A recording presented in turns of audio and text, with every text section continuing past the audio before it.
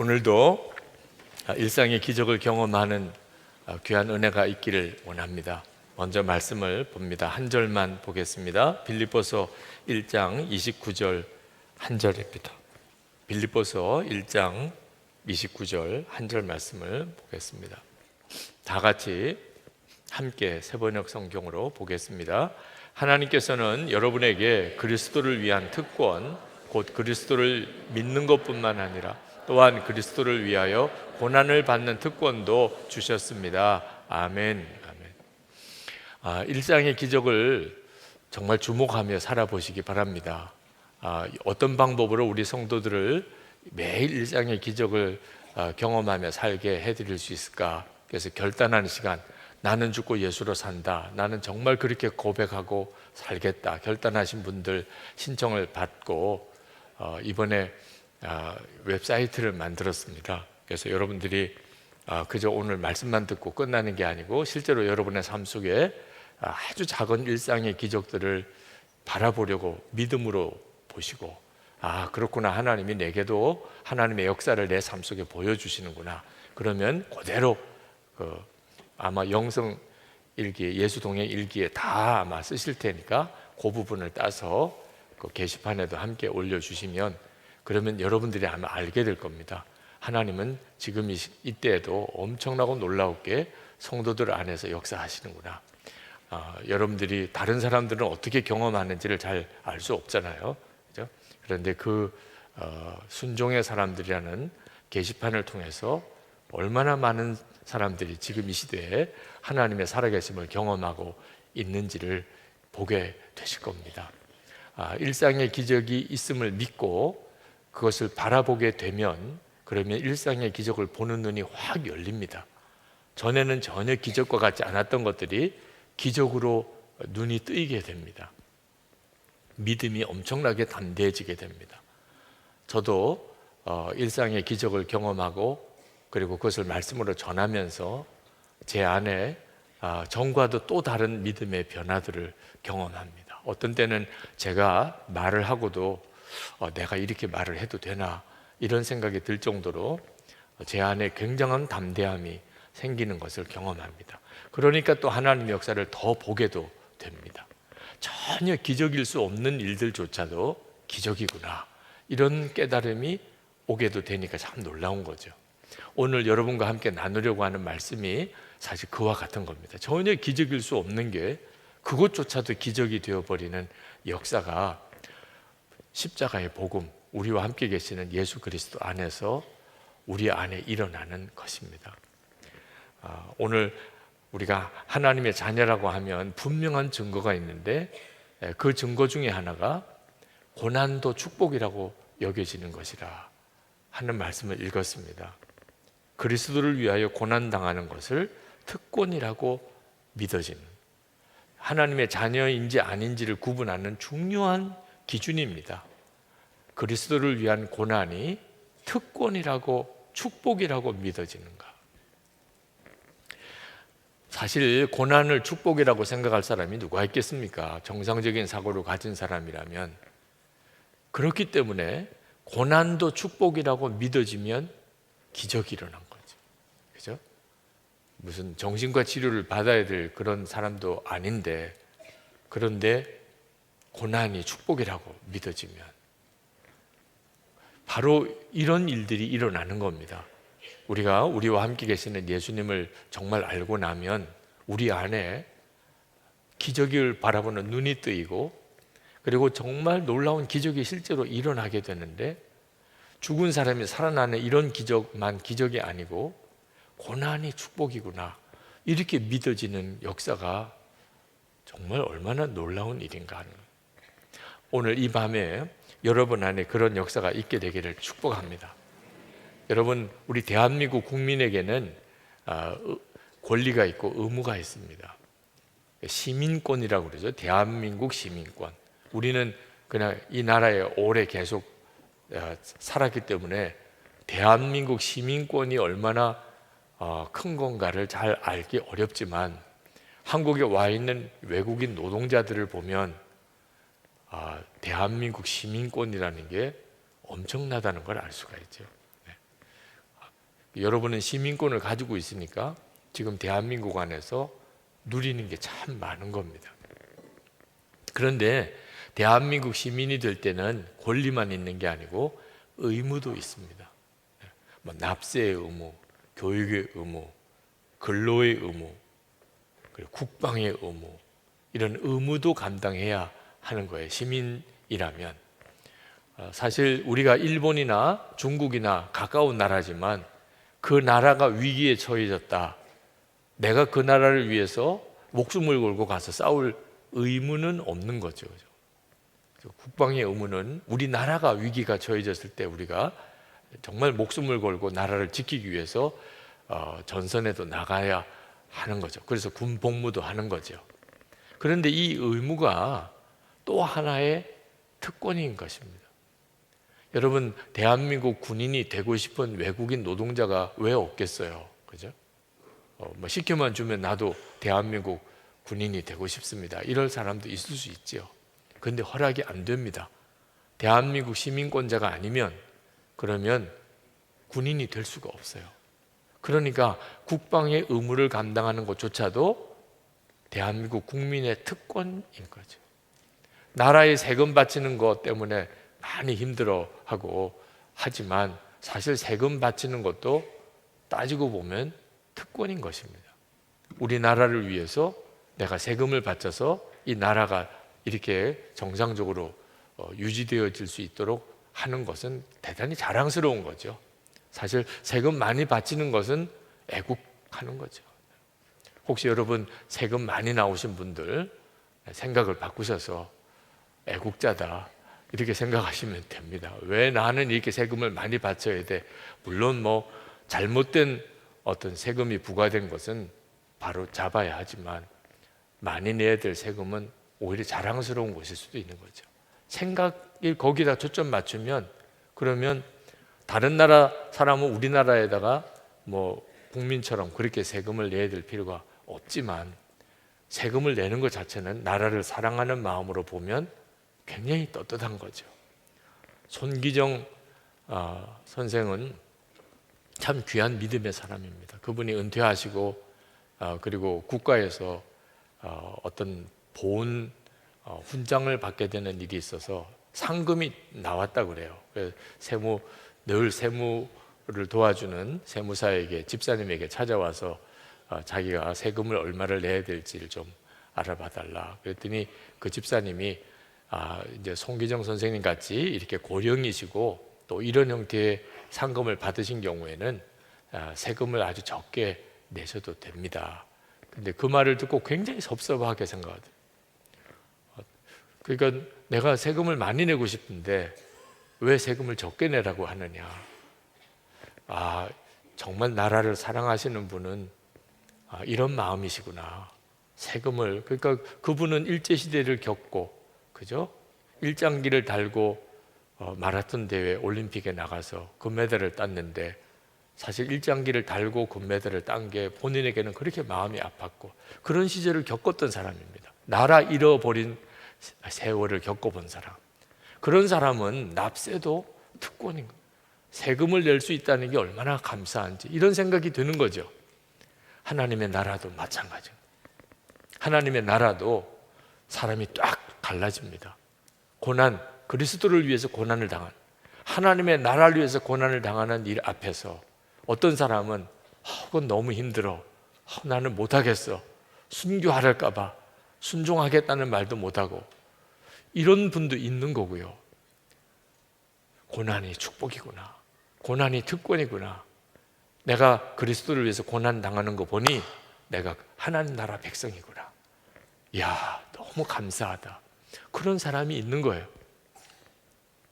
그러니 오늘 여러분에게 고난이 축복이라고 하는 것이 정말 믿어지는 역사가 일어나면 그것은 그 자체가 기적이고, 그죠? 정상적인 사람의 사고방식으로는 있을 수 없는 일이니까 기적이 일어난 거죠. 그리고 여러분 안에 하나님의 역사가 문이 확 열려지는 결정적인 계기가 됩니다.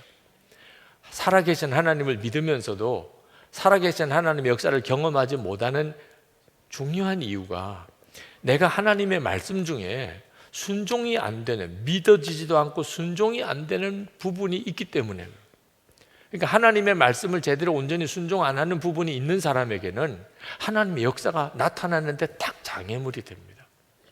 그 중에 우리가 특히 순종이 잘 안 되고 믿음이 제대로 되지 못한 것이 고난의 문제예요. 사실 여러분, 초대교회 당시 때는 엄청난 핍박이 있었습니다. 그때 당시도 예수 믿는 사람들이 계속 일어났어요. 근데 그들이 예수를 믿을 때 다 구원의 복음을 듣고 예수를 믿었죠. 오늘 말씀에 그리스도를 위한 특권, 그리스도를 믿는 것뿐만 아니라 그렇게 말씀하셨는데, 예수 그리스도로 인해서 구원받는 그런 놀라운 축복을 그들이 예수님을 믿음으로 인해서 받았어요. 그런데 동시에 그들은 고난도 받아야 된다는 것을 분명히 명심했어요. 그래서 그때 당시에, 초대교회 당시 때는 예수를 믿겠다고 결단할 때는 고난도 당할 거다 하는 걸 각오를 해야 돼요. 만약에 나는 고난은 싫어, 그러면 예수를 못 믿는 거예요. 예수를 믿는 것은 그대로 고난의 삶을 시작하는 것과 똑같았기 때문에. 그런데도 예수 믿는 사람이 늘어난 게 정말 기가 막힌 거죠. 이유는 예수 그리스도가 그들과 함께 계셨기 때문에. 이 일은 초대교회만 그런 게 아닙니다. 우리나라 선교 초창기에도 예수를 믿을 때는 고난을 각오해야 돼요. 우리나라도 초창기에는 예수 믿는 사람들이 핍박을 엄청나게 받았습니다. 그걸 알고도 예수를 믿은 거예요. 그러니 우리나라 초대 우리 믿음의 선조들은 대단한 분들이죠.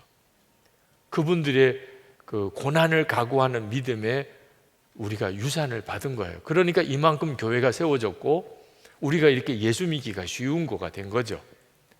사실 북한에 있는 주민들만 봐도 그렇습니다.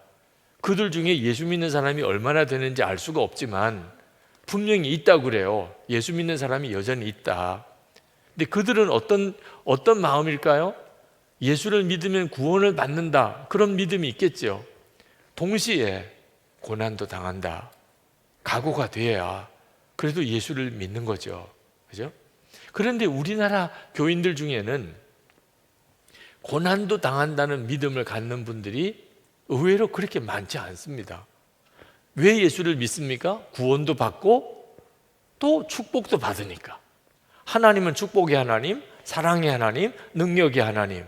그러니 내가 하나님 앞에 어려운 문제로 나가면 하나님이 해결해 주시고 내 삶과 가정을 윤택하게 해주시고, 그렇게 바라고 하나님을 믿는 믿음에서 그쳐버려 있어요. 고난도 당할 거냐? 아우, 고난은 싫어요. 고난은 난 싫어요. 그저 은혜 받고 그리고 하나님이 나를 잘 되게 해주시는 것은 너무 고맙고 그 선에서만 나는 머물기를 원해요. 고난 받는 일, 그건 담임 목사님이나 하세요. 선교사님이나 하세요. 이렇게 생각하시는 분들이 있으시다는 거예요. 오늘 이 자리에도 혹시 그런 분들이 있을 것 같아요. 제가 손들어 보라고는 안 하겠습니다만, 하여튼 고난은 싫어요. 고난은 너무 부담돼요. 고난의 길로 이끄실까 봐 하나님께 전적으로 순종하고 맡기지를 못하는 이런 분들이 계세요. 바로 그것 때문에 우리가 하나님을 믿으면서도 실제로 하나님을 경험을 못하는 거예요. 거기에 딱 막혀 있는 겁니다. 하나님이 더 이상 역사를 못 하시는 거예요. 성경의 말씀, 하나님의 살아계심에 대한 진짜 믿음이 아니니까. 그냥 속죄 받고 하나님 자녀가 되는 그런 건 좋은데 고난도 받으리라, 난 그건 너무 부담돼, 이렇게 생각하는 이 마음이 오늘 해결돼야 하는 겁니다. 여러분은 자녀들이 예수 잘 믿으시기 원하시죠? 네, 다 원하실 겁니다. 그런데 예수를 잘 믿는 속에는 고난도 당하는 게 있습니다. 그 점도 알고 예수를 잘 믿기를 원하세요? 여러분의 자녀들이 고난도 당하기를 바라세요? 이러면 많은 부모들이 갑자기 움찔해요. 아니, 고난은 말고 예수 잘 믿어서 좋은 대학 가고, 예수 잘 믿어서 좋은 직장도 가고, 예수 잘 믿어서 좋은 사람 만나서 결혼도 잘하고, 예수 잘 믿어서 좀 세상에서도 복을 받고, 그래서 교육관 건축도 한다는데 헌금도 많이 내는 그런 사람, 그런 사람 되면 얼마나 좋을까, 이런 정도로만 생각하는 거예요. 예수를 잘 믿었으면 좋겠다고 하는 마음속에는 고난은 싹 빠져 있어요. 그러니까 자녀들이 부모의 믿음에 반응이 잘 안 되는 거예요. 부모의 믿음에 뭐가 문제가 있는 겁니다. 예수를 잘 믿는 속에는 고난도 그래, 너 예수를 잘 믿게 되면 고난도 당하게 돼.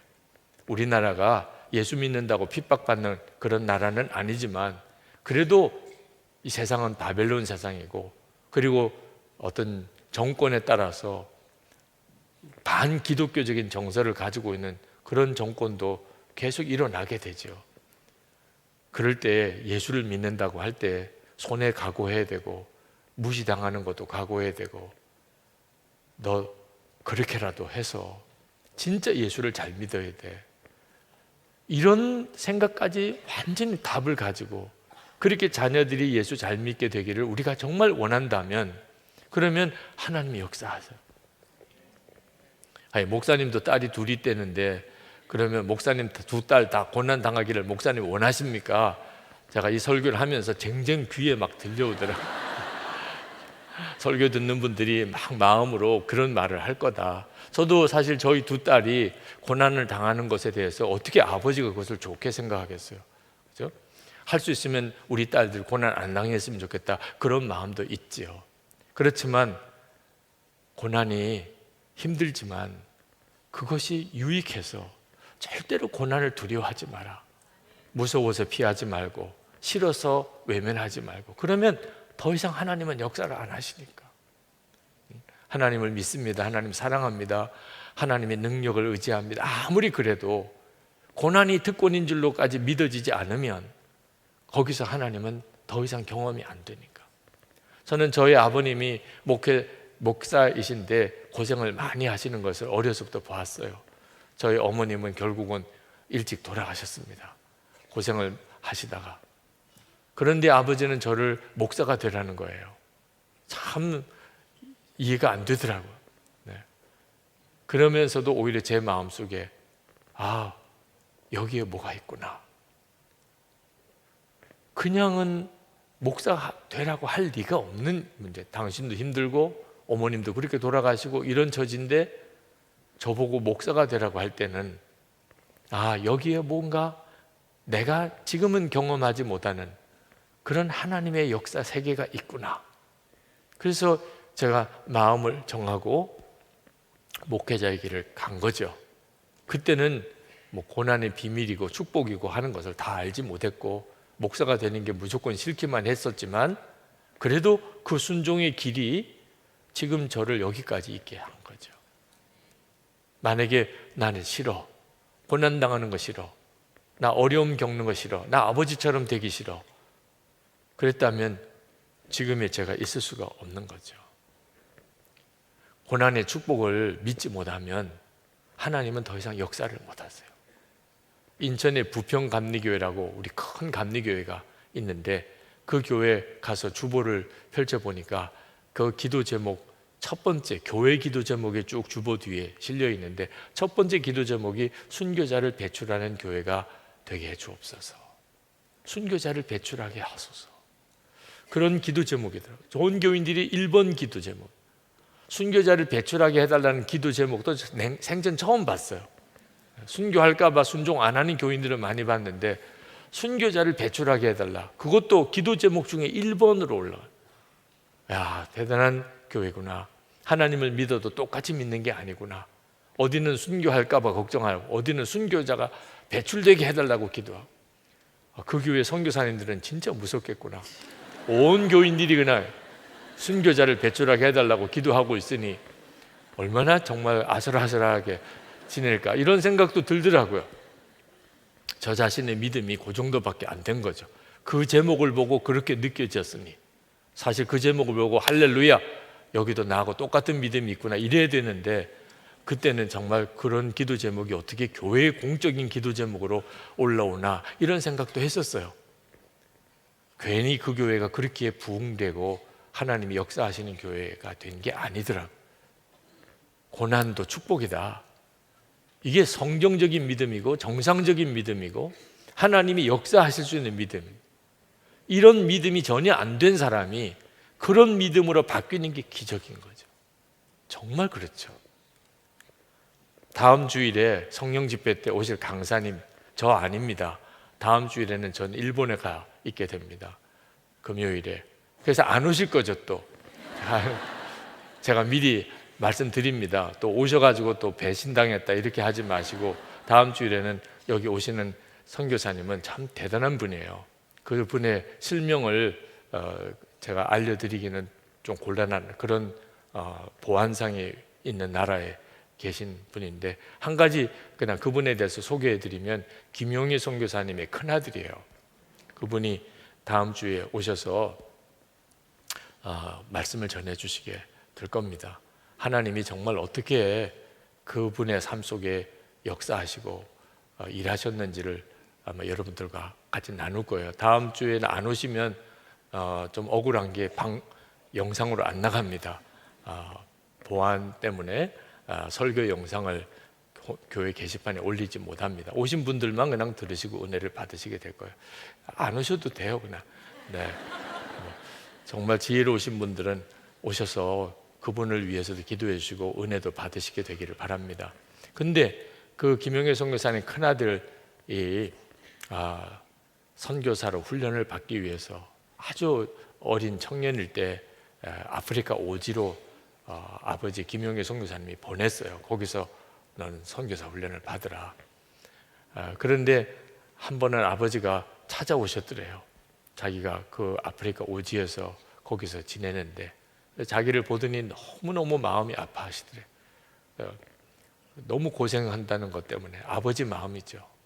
근데 며칠을 같이 지내고 이제 아버지는 한국을 가셔야 되는데 밤새도록 아버지가 한숨 못 주무시고 아침에 떠나면서 쪽지를 하나 그 상자를 찢어가지고 거기다가 쪽지를 쓴 걸 편지로 이렇게 주면서 내가 떠나고 나면 봐라 그러고는 가시더래요. 사실 그런 어려운 처지에 있을 때 부모님을 만나고 부모님이 떠나고 이런 느낌은 참 애잔하죠. 아버지가 뭐라고 나에게 말씀을 하셨나 하고 쪽지를 보았더니 거기에 그렇게 쓰여져 있더래요. 우리 세상 끝에서 죽어서 하나님 나라 한복판에서 만나자. 그걸 버리지 않고 계속 가지고 다녀서 아버님 생신 때 그 쪽지를 아버지에게 보여드렸대요. 아버지도 잊어버리셨대요. 그때 내가 뭘 너에게 말했냐 그걸 보여드렸대요. 제가 그 이야기를 듣고 굉장히 정말 마음에 울컥 눈물이 나더라고요. 우리 세상 끝에서 죽어서 하나님 나라 한복판에서 만나자. 진짜 눈이 뜨인 사람, 정말 하나님을 믿는 사람, 하나님의 나라가 있음을 정말 믿는 사람은 고난이 정말 축복이라고 느껴져요. 그래서 성도들은 다 똑같지가 않아요. 쫙 갈라지는 거예요. 여러분 정말 고난이 축복이라고 이해가 되고 믿어지고 공감이 되는가? 우리 아이들도 너희들이 고난을 당할지라도 예수를 잘 믿기를 제가 원한다. 고난이 축복이란다. 그렇게 내가 말해줄 수 있는가? 난 아직 그런 믿음은 아닌 것 같아요. 그러신 분들 걱정하지 마세요. 네. 곧 그렇게 됩니다. 네. 걱정하지 마세요. 여러분이 진짜 구원받은 자라면, 구원 안 받고 오늘 여기 어떻게 오신 분들은 전혀 그런 역사가 안 일어날 텐데, 진짜 구원받고 여러분이 천국 가실 분이라면 이제 곧 일어나요. 고난이 축복입니다. 고난이 감사합니다. 그렇게 되게 돼 있어요. 준비하세요. 네. 그런 은혜, 하나님이 그 은혜를 주실 때 거부하지 마시고 주여 주시옵소서 이렇게 받아들이세요. 네. 하나님의 역사가 참 놀랍습니다. 바뀌어요. 저도 전혀 고난이 축복이라고 믿어지지 않던 사람이고, 고난은 무조건 싫었고, 정말 아버지처럼 그렇게 정말 힘들고 어려운 목회 나는 정말 하기 싫었고 그랬던 정말 사람이었어요. 그래서 막 정말 큰 교회가 됐으면, 그런 큰 교회 담임 목사가 됐으면, 그런 꿈을 가지고 이왕 목사가 되는 거 성공하는 목사가 돼야지, 이런 꿈을 가지고 있었던 사람이었어요. 그런데 하나님이 저를 다루셨어요. 제가 오래전에 서울의 큰 교회 부흥회를 어떻게 인도를 하게 됐는데, 강사로 강사 대접을 그 교회에서는 호텔을 이렇게 잡아주시는데, 서울에서 제일 좋은 호텔 중에 하나에 잡아주셨어요. 얼마나 제가 좀 그 대접받는 것이 참 어색하기도 하고, 그러면서도 야, 내가 이런 호강을 다 하는구나 이런 생각을 하는데, 하나님이 그때 제 마음에 이제 순교하신 할아버님 생각을 하게 해주셨어요. 갑자기 할아버지 생각이 나는 거예요. 할아버지 상급이다, 이런 마음이 탁 오는 거예요. 저희 할아버님은 우리나라의 최초의 목사님들이 나오실 때 그때 이제 목사가 되신 분입니다. 한학자로서 어머님 예수 믿는 것 때문에 교회를 나오시게 되고, 그리고는 이제 선교사님을 도와서 그 기도처에 이제 조사로서 기도에 인도하고 성경 읽어주고 가르치고 뭐 이런 일들을 평신도로서 하시다가, 이제 우리 한국인 목사님들도 필요하니까 그 뒤에 신학을 하시고 이제 목사가 되신 거죠. 근데 얼마나 힘들고 어려우셨는지, 먹고 살기가 어려울 정도. 뭐 교인들이 변변히 있는 것도 아니고, 또 교인들은 대부분 다 힘들고 어려운 사람들만 교인들이니까, 그러니까 할 수 없이 시장에 나가서 장사를 하셨어요. 목회를 하시다가 그만두시고, 그래서 빵을 이제 받아와 가지고 시장에서 이렇게 좌판같이 깔아놓고 거기다가 빵을 올려놓고 그걸 이제 팔아서 겨우 이제 끼니를 해결하는 그런 정도쯤의 수준의 빵 장사를 하셨어요. 3일을 지나고 할머님이 여보 우리 돌아갑시다, 그렇게 한마디 하셨대요. 뒤도 안 돌아보시고 다 정리하시고 다시 교회로 오셨어요. 그 이야기를 듣고 얼마나 감사한지, 그때 아니야 우리가 이렇게라도 해서 먹고 살아야지 그러셨다면 아마 지금 저도 없었을지 모르죠. 그때 3일 방황하시고, 그리고는 깨끗하게 접고 굶으면 굶고 죽으면 죽는다, 그리고 다시 교회로 돌아오셨어요. 그렇게 하시다가 6.25 때 순교하셨어요. 혼자 이제 교회 남으시다가 공산당에 끌려가셔서, 그리고는 돌아가셨죠. 그 기억이 확 나는 거예요. 할아버지는 그렇게 순교하시고 손주인 저는 이런 대접을 받고, 이건 할아버지 상급이지. 그런데 그렇게 눈물이 나요. 왜? 내가 받을 상급은 아무것도 없구나. 처음 그 생각이 드는 거예요. 저는 이 세상에서 대접받는 게 좋은 거고 복인 줄 알았어요. 근데 하나님 앞에 가서 받는 상급이 있다는 것을 그때 알았어요. 순교하셨지만 하나님 앞에서 받으시는 상급이 크구나. 그러니까 그 상급의 일부를 손주가 그렇게 받는 거예요, 제가. 그렇다면 나는 뭔가, 내가 한 것보다 이렇게 대접을 더 받으면, 그러면 하나님 앞에 갔을 때 내가 받을 상급은 아무것도 없잖아. 그게 너무 애통한 거예요. 그러면서 하나님께 기도하는데 확 제 마음이 바뀌어지는 것이, 이 세상에서 대접받고 큰 교회 목사가 되고 뭐 호강하고 옥토밭 목회를 하고, 다 그게 신학교 때부터 제가 원하던 거였습니다. 고생은 싫고 대접받으면서 나도 좀 큰 교회 담임 목사로 그렇게 했으면 좋겠다는 마음, 그날 다 이게 진짜 바보 같은 생각이구나. 돌짝밭 사명, 그게 진짜 축복이구나. 그게 정말 마음이 믿어졌어요. 하나님, 제가 돌짝밭 사명 외면하지 않겠습니다. 그렇게 하나님께 그렇게 마음의 고백을 드렸어요. 그 고백 때문에 사실 선한목자교회로 온 거예요. 여러분들이 제 설교를 들으면서 막 헷갈리는 게, 자기가 큰 교회 담임 목사면서 지금 그런 생각 하시는 분들이 있으실 겁니다.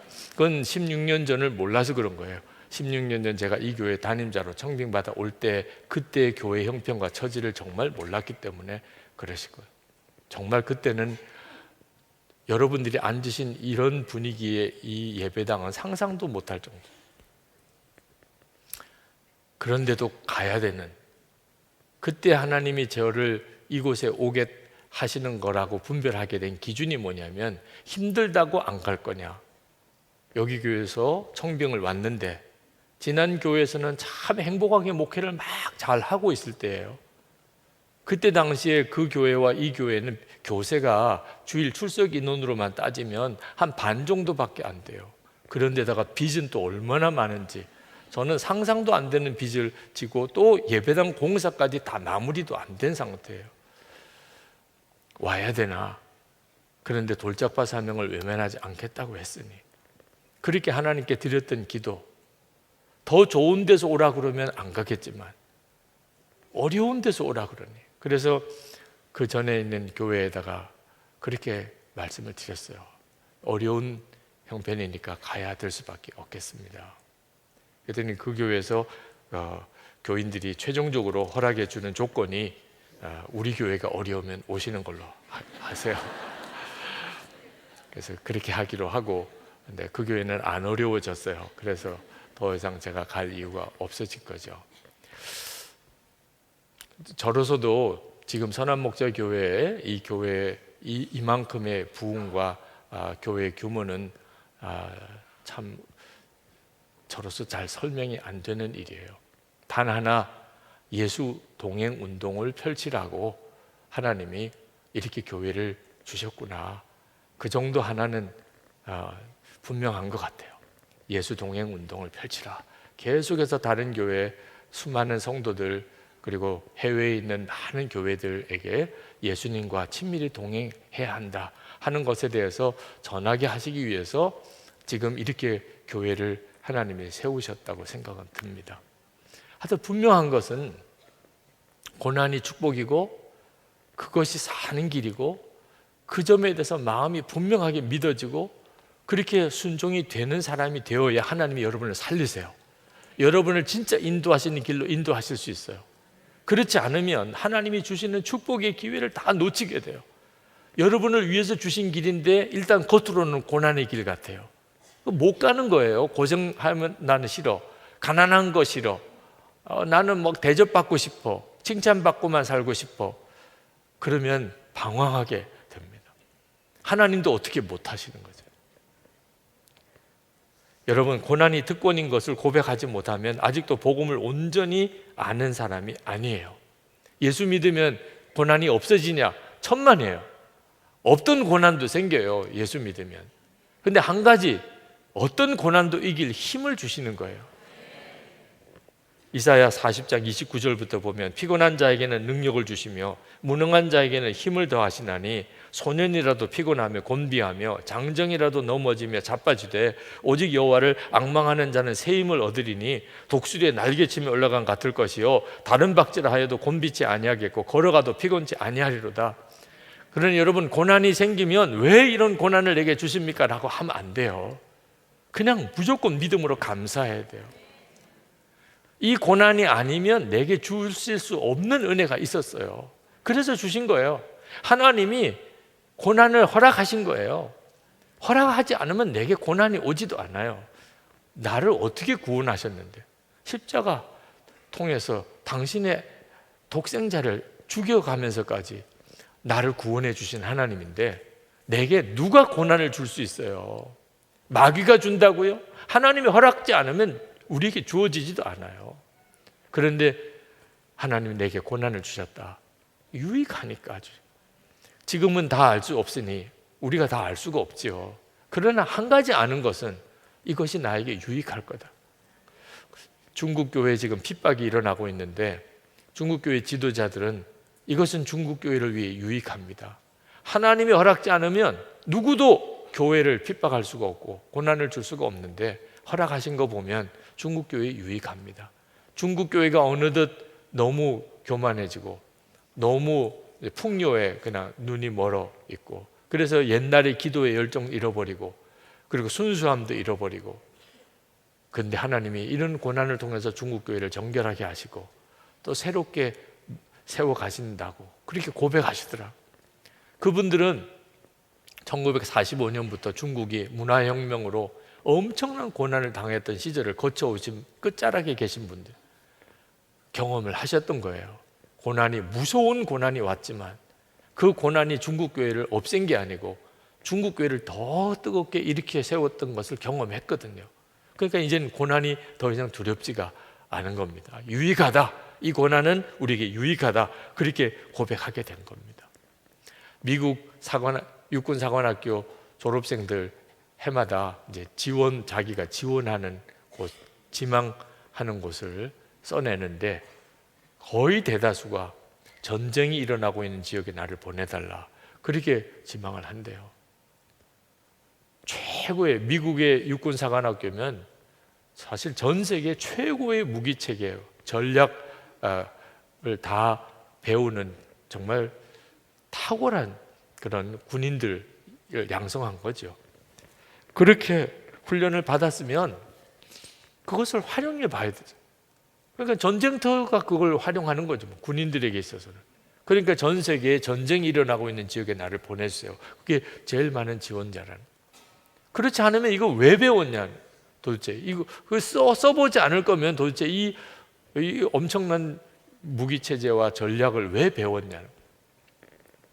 우리가 예수를 믿고 생각이 이제 정상적으로 돌기 시작하면 우리는 사실 엄청난 복음을 알고 있게 된 거예요.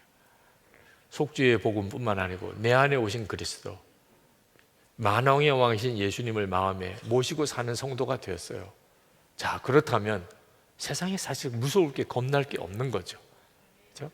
그러니까 정말 우리야말로 하나님 저를 어떤 길로 인도하시든지 좋은데 이왕이면 복음의 능력이 나타나는 곳에 나를 써주세요.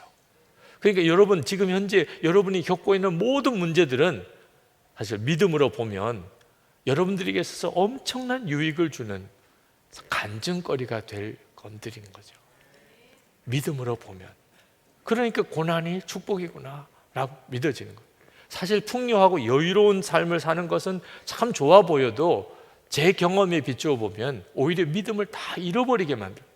한 번은 굉장히 부자들이 많은 교인들 있는 교회에 가서 이제 말씀을 전하게 됐는데 설교를 끝나고 난 다음에 기도를 인도를 해야 되는데 그 교회 저를 안내하는 목사님이 그런 이야기야. 우리 교회는 큰 소리로 기도를 안 합니다.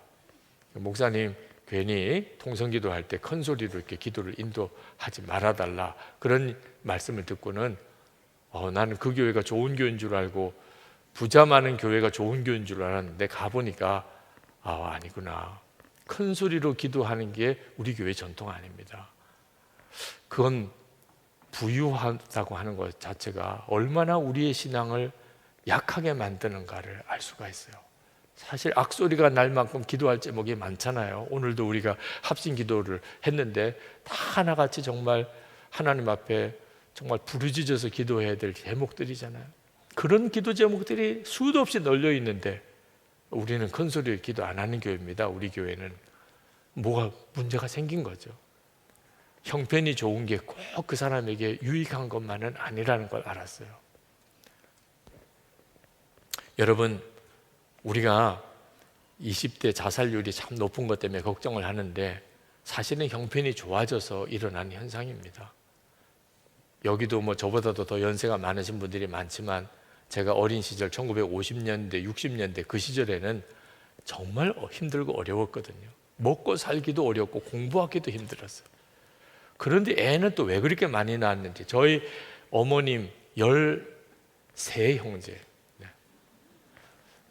그때 당시는 뭐 그게 일반적이었어요. 뭐 저희 어머님만 그런 게 아니고 그런 시절이니 아이들에게 참 뭐 적성을 살려주고 뭐 다정다감하게 말도 걸어주고 이런 상상이 안 돼요. 그냥 매로 다스려. 13을 길러야 되면 그 다음에는 뭐 자상하게 이야기해 줄 여유가 없어요. 그냥 매로 다스리는 거죠. 그리고 그때 당시는 뭐 부모가 자식들에게 나가 죽어라는 말을 수도 없이 했어요. 나가 죽어. 요즘에는 죽을까봐 뭐 정말 금기어죠, 정말. 그런데 그때 당시에는 나가 죽어라, 죽어. 제가 강단에서 이렇게 표현하기가 좀 죄송스러울 정도로 이렇게 거친 말로 했는데 안 나가 죽었어요. 그렇게 나가 죽으라고 욕하고 때리고 했는데 어떻든지 하여튼 집에 들러붙어가지고 다 잘 살아서 이만큼 이렇게 다 살으신 거예요. 그렇게 힘들고 어려웠을 때이기 때문에 안 죽었어요. 그때도 뭐 자살자가 없던 건 아니었지만 요즘처럼 이렇게 심각하지는 않았는데 형편이 좋으니까 갑자기 확 마음들이 약해진. 물론 뭐 그러니까 경제적으로 어렵고 힘들고 고생한 것이 더 좋다고만 말할 수는 없는 일이지만 우리가 분별은 할 줄 알아야 되는 거예요. 우리가 생각하기에 편안하고 부유한 것이 다 우리에게 유익할 줄로 생각하지만 하나님이 보시기엔 그렇지 않습니다. 그래서 우리에게 고난을 허락하시는 거예요. 어려운 일도 우리에게 일어나는 겁니다. 하나님 허락지 않으면 주어지지 않아요.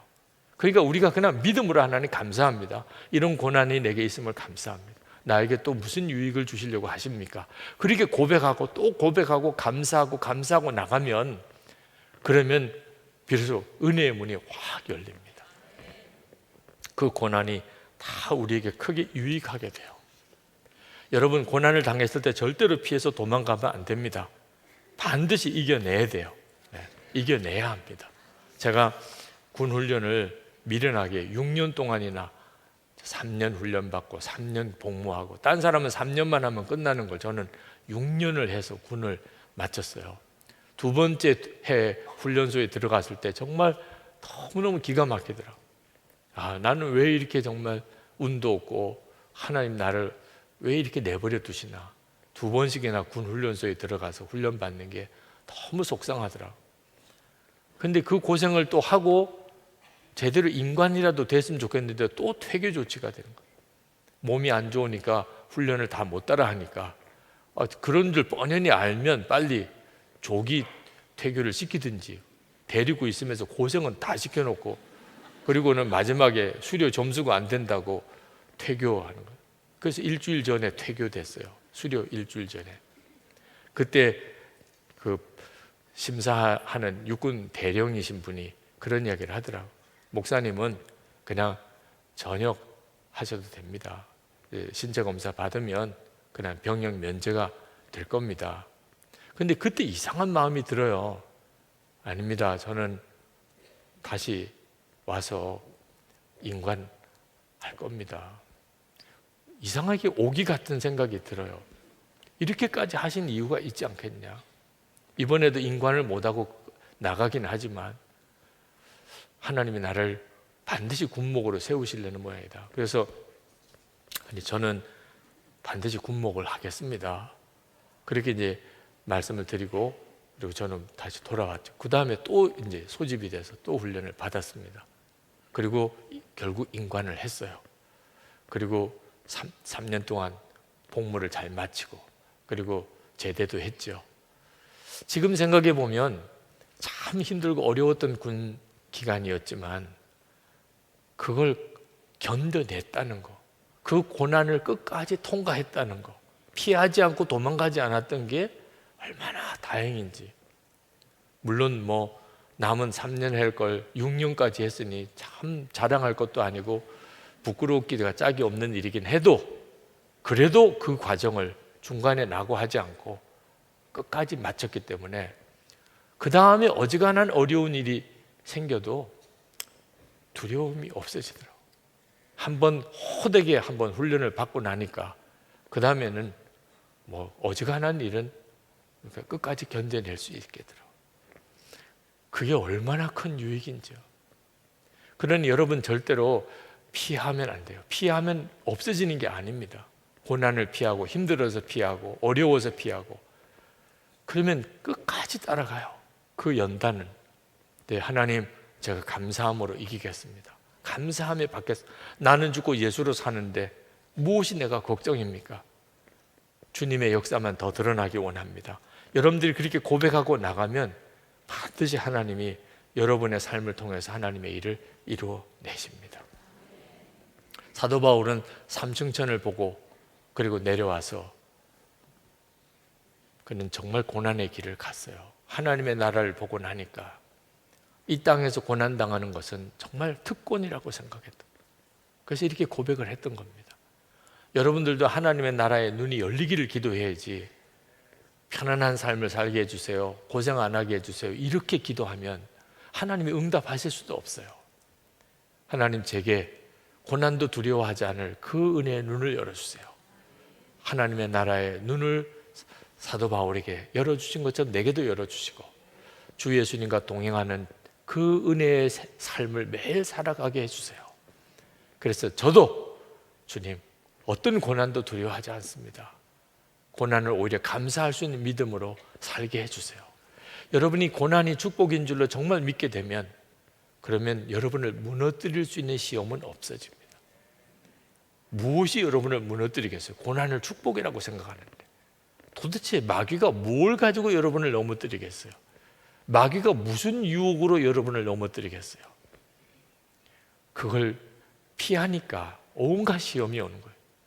한때는 엄청난 역사를 일으키던 부흥 목사님 계셨어요. 근데 어느 날 타락하신 것 같아요. 능력도 사라진 것 같고, 그리고 재물만 찾으시고 그러시는 것 같아서, 목사님 언제부터 그렇게 마음이 변하셨나요? 근데 참 기가 막힌 이야기를 하시더라고요. 그렇게 기도 많이 할 때 하나님의 역사가 집회를 하면 나타나고, 기적이 막 나타나고, 회개가 일어나고 그랬었는데 반대도 막 일어나더라고요. 교인들 중에서 목사님이 부흥회만 나가신다 그러고 자꾸 반대하고 이상하게 막 가시같이 하는 사람도 있고, 어느 날 내가 왜 이렇게 고생해야 되나? 주의 사명 때문에 나가서 그렇게 사역을 하는데 그걸 그렇게 반대하는 사람이 있으니, 그래서 그러면 나 기도 안 하겠다. 그랬더니 정말 그런 어떤 능력과 은혜 다 사라지고, 그리고 그때부터 이상하게 자꾸 재물에 대한 욕심이 생기고, 그렇게 마음이 자꾸 그냥 무너져 가더라는 거죠.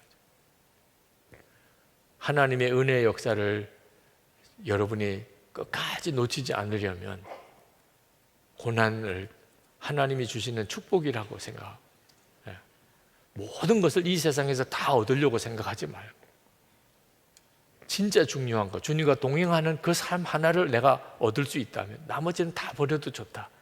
사도 바울처럼 그런 담대한 믿음을 가지면, 그럼 비로소 하나님의 역사가 여러분에게 계속 이어지게 됩니다. 오늘 이 시간 여러분 기도할 때 하나님 제 눈을 열어주시고 주님 바라보게 해주셔서 고난이 축복이구나, 고난을 오히려 감사하는 그 믿음 되게 해주옵소서. 오늘 기도하고 꼭 응답 받으시고 가시기 바랍니다. 우리 찬송하고 기도하겠습니다. 주님 다시 오실 때까지 주님 바라보는 눈 열어주시기를, 하나님의 나라의 눈이 열리고 주님 바라보는 눈이 뜨이기를 우리 찬송하고 기도하겠습니다.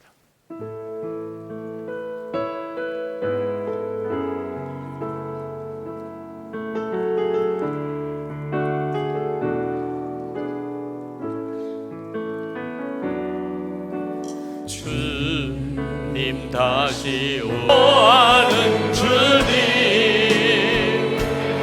온 세상 구주시라. 내 사모하는 주님, 영광의 왕이시라. 이 시간에 우리 하나님께 기도할 것은, 그동안에 내 입술로 힘들다, 괴롭다, 못 살겠다, 하나님 내가 그렇게 입술로 하나님 앞에 지은 죄를 다 용서해 주옵소서.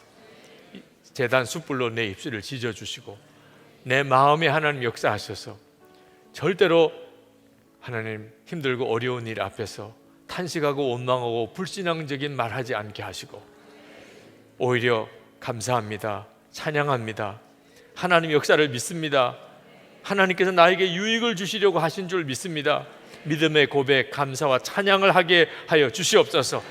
우리 주여 부르짖고 기도하겠습니다. 주여! 할렐루야. 하나님 놀라우신 하나님 은혜, 하나님의 역사하시고 하나님 도와여 주시기를 원합니다. 나의 하나님, 나의 아버지 하나님, 오늘 이 시간에 하나님 우리가 그동안의 입술로 하나님 고난 앞에서 하나님 구하고, 하나님 피하고, 하나님 도망가고, 하나님 주님 앞에 하나님 불신앙적으로 하나님 말하고, 하나님 앞에 분자하고, 하나님 믿음이 없어서 눈이 뜨이지 않아서 깨닫지 못해서 알지 못하여 했던 일들이 주여 용서해 주시기를 원합니다. 하나님 주의 재산 우리 주로 하나님 우리의 입술을 찢어주시고 주의 벌로 우리를 정결하게 하여 주소서. 하나님 이제는 믿음의 말, 하나님 믿음의 말, 하나님이 축복하시는 하나님 그 말 감사합니다, 찬양합니다, 믿습니다. 하나님 고백하며 나가게 하여 주시기를 원합니다.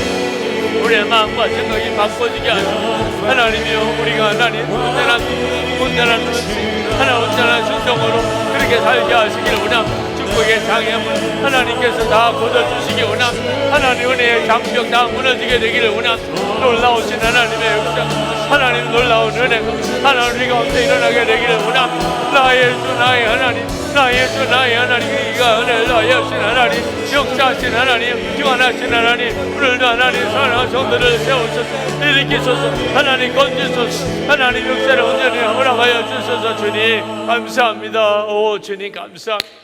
이 시간에 기적을 경험하는 시간이 되기를 원합니다. 고난아 와라, 고난아 와라. 두려워하지 않는다.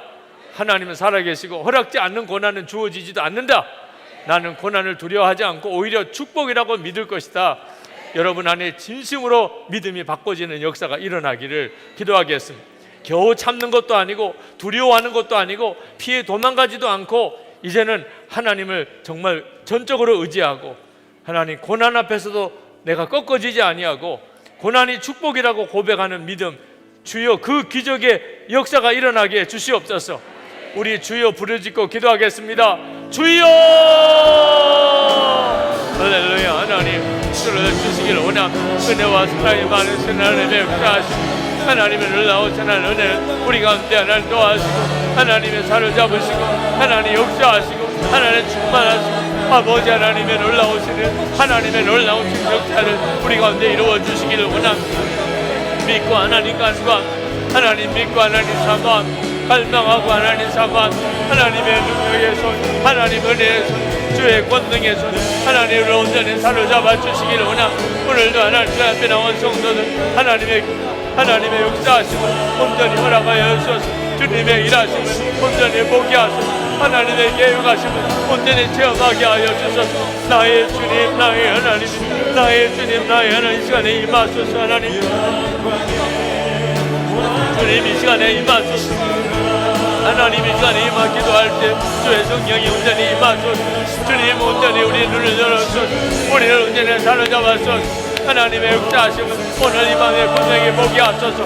주님이 이끄시는 길이라, 주님이 인도하시는 길은 어디든지 따라갈 수 있는 하나님이여, 하나님의 진정으로 믿고 하나님의 주님을 진정으로 의지하며 나아가게 하여 주시기를 원합니다. 나의 주여 나의 하나님이여 인도하시고 하나님 역사하셔서 오직 충만하시고 주여 사로잡으소서. 갈망합니다. 하나님 사모합니다. 주여 도와주시기를 원합니다. 놀라우신 주의 이름, 놀라운 하나님 역사를 주여 도와하시고 또 도와하시기를 원합니다. 아오 나의 하나님 믿습니다. 할렐루야. 하나님 믿습니다. 아무런 놀라우신 하나님 믿습니다. 아무런 놀라운 주의 역사를 믿습니다. 크신 은혜를 도와해 주시기를 원합니다. 오 하나님 나의 하나님 부어주셔서 주님 감사합니다.